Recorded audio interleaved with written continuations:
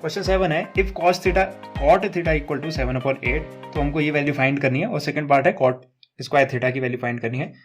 तो cot theta हमको already given है, तो जो गिवन है उसका इस्तेमाल करते हैं। cot थीटा फॉर्मूले से क्या होता है, cot थीटा गिवन है मेरे को 7/8।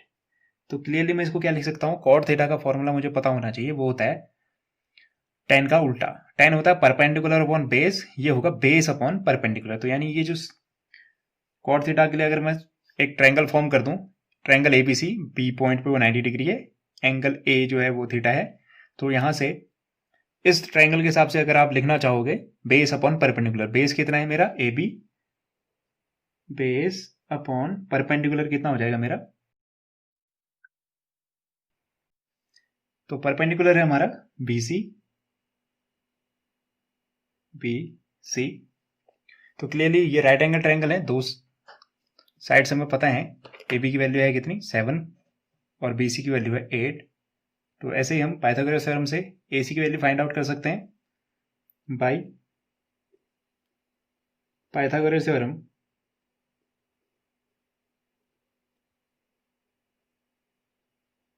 क्या हो जाएगा, A C hypotenuse equal to under perpendicular का स्क्वायर प्लस बेस का स्क्वायर। तो ए बी और बी सी के स्क्वायर को ऐड कर दो, A B plus B C का स्क्वायर, और अंडर करने पे रिजल्ट आएगा हमारे पास ए बी का स्क्वायर 7 का स्क्वायर, ऐसे बी सी का स्क्वायर 8 का स्क्वायर। नॉर्मली ये होते हैं रेशियो, तो हम क्या लेते हैं यहाँ पे कॉमन फैक्टर लेते हैं जो दोनों में होगा के। तो 7 के और 8 के, लेकिन क्योंकि 8 के और 7 के लेने से लास्ट में के ना कैंसिल आउट हो जाता है, क्योंकि ये ट्रिग्नोमेट्रिक रेशियो है, कैसे के कैंसिल आउट हो जाता है। फिलहाल मैं इस सिचुएशन पे के को अवॉइड कर रहा हूँ लिखना, लेकिन कंडीशनली क्या लिखना चाहिए आपको, 7 के और 8 के लिखना चाहिए। तो यहाँ पे 7 के और 8 के होना चाहिए, फिलहाल बिना उसके भी काम चल जाता है। तो ये बनेगा आपका 7 का स्क्वायर 49 और 8 का स्क्वायर 64, दोनों को ऐड कर लेते हैं, ये बनेगा आपका 3 और 10 11, यानी 113 किसी का स्क्वायर नहीं होता है तो ये रूट के अंदर ही रहने देते हैं। तो हमारी जो एसी की वैल्यू आई वो कितनी आई, √113। फाइंड आउट क्या करना था, फाइंड आउट करना है sine theta 1 plus sine theta. तो इसमें साइन और कॉस की वैल्यू फाइंड रखनी पड़ेगी, तो कॉस और साइन की वैल्यू पहले फाइंड आउट कर लेते हैं, फिर उसको पुट कर देंगे। तो कॉस थीटा कितना हो जाएगा, यहाँ से लिखा जा सकता है cos theta equal to, cos theta कितना होता है बेस अपॉन हाइपोटेनस। बेस कितना है ए बी और हाइपोटेनस है मेरा ए सी। तो क्लियरली बेस ए बी की वैल्यू है हमारे पास 7/√113। ऐसे ही साइन थीटा की वैल्यू हो जाएगी हमारी परपेंडिकुलर अपॉन हाइपोटेनस। परपेंडिकुलर क्या है बी सी और हाइपोटेनस तो सेम ही रहता है ए सी। तो ये हो जाएगा इस बार में 8/√113। तो इनकी वैल्यू पुट कर लेते हैं इस पे। तो यहां पे वैल्यू पुट करने के बाद रिजल्ट क्या आएगा देखते हैं। तो पहला पार्ट है हमारा 1, ठीक है, 1 plus sine theta. Sine theta कितना आया था 8/√118, 8/√113। फिर है ये एक ब्रैकेट में है, दूसरे ब्रैकेट में है 1 minus sine theta, same result होगा लेकिन माइनस साइन के साथ 1 माइनस 8/√113 अपॉन में है 1 प्लस कॉस थीटा अपॉन में 1 प्लस कॉस थीटा की वैल्यू आई थी 7/√113, और यहां पे हो जाएगा 1 माइनस कॉस थीटा, तो 1 माइनस 7/√113। तो ये क्लियरली फॉर्मूले दिख रहे हैं हमको। कौन सा फॉर्मूला होता है, आप अगर देखोगे a प्लस बी, इसको पूरे को b एज्यूम करो, ठीक है, a plus B into a minus B. a की जगह पे क्या दिख रहा है 1, प्लस b की जगह पे 8/√13 को b एज्यूम करो, ठीक है, इसको पूरे को b। ए प्लस बी एक ब्रैकेट में दिख रहा है, ए माइनस बी दूसरे ब्रैकेट में, ऐसे ही ए प्लस बी ए माइनस बी, तो वो फॉर्मूला क्या होता है, ए स्क्वायर माइनस बी का स्क्वायर, ए का स्क्वायर माइनस बी का स्क्वायर, ठीक है। तो उस फॉर्मूले का इस्तेमाल करके मैं इसको क्या लिख सकता हूं, मैं इसको लिख सकता हूं 1 का स्क्वायर माइनस 8 अपॉन रूट 113 का स्क्वायर, ठीक है। ऊपर ऐसे नीचे भी क्या लिख सकता हूं मैं, नीचे लिख सकता हूं same formula 1 square minus 7 upon root 113 का होल स्क्वायर। कौन सा फॉर्मूला यूज किया है, फॉर्मूला यूज किया है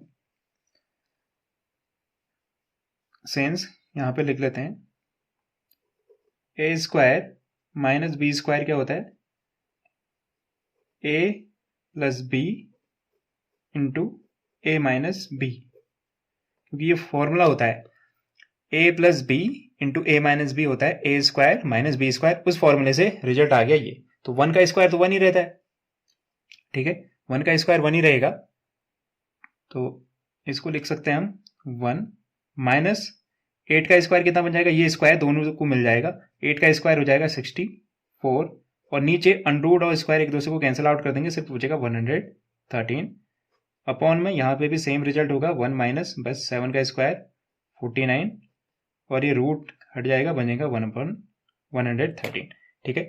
अब ऊपर भी क्या है, 1 के साथ कुछ नहीं है तो इसका मतलब 1 होगा, 1 और 113 का एलसीएम आएगा 113, तो एलसीएम लेने पे ये फॉर्म हो जाएगा ऊपर 113, तो ये 113 इधर मल्टीप्लाई हो जाएगा 1 से, तो 113 माइनस 64, ऐसे ही सेम सिमिलर केस यहाँ पे होगा, अपॉन में आप एलसीएम लोगे 113 और 113 इस 1 से मल्टीप्लाई होगा तो 113 माइनस 49, ठीक है।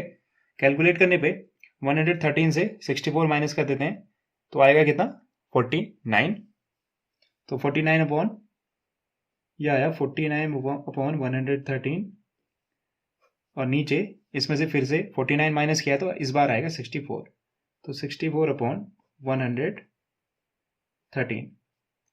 तो इसको कैसे सॉल्व करते हैं, 49 अपॉन 113, ये जो फ्रैक्शन ऐसे ही रहेगा, नीचे वाला फ्रैक्शन मल्टीप्लाई होके उल्टा हो जाता है, यानी 113 ऊपर पहुंच जाएगा और नीचे आ जाएगा 64। क्लियरली दिख रहा है 113 से 113 कैंसिल आउट हो जाएगा, तो फाइनल रिजल्ट आएगा मेरा वो आएगा 49 अपॉन 64। किसकी वैल्यू, इसकी वैल्यू, तो इसकी वैल्यू कितनी आ रही है मेरे पास 49 अपॉन 64।